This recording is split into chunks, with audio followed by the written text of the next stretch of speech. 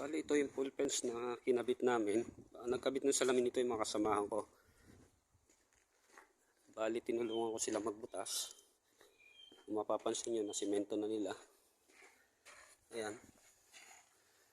Ayan. Malinis na rin yung pool. Bali, ang gagawin ko dito, tatanggalin ko itong mga temporary brace. Ayan. At ikakabit ko itong plate dito para matakpan to.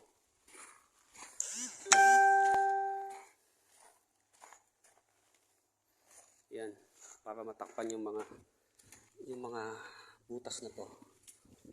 Okay, magsisimula na ako.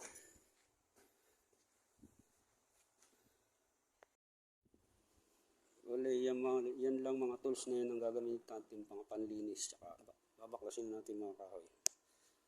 Umpisa na natin.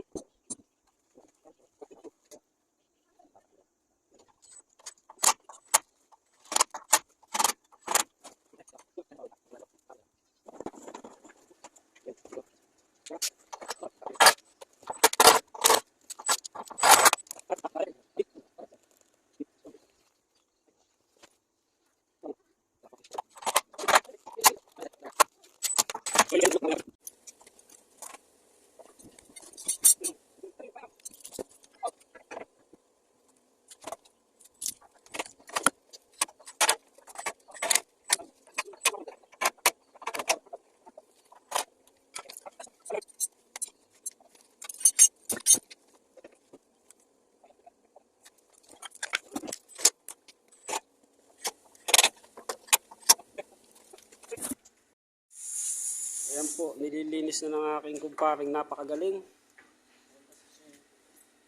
Tingnan nyo naman po. Ayan, ang aming pool fence. Ayan ang swimming pool. Ang standard height po nito, simula flooring ay 1.2. Yung po ang standard. Hindi dapat mababa dyan.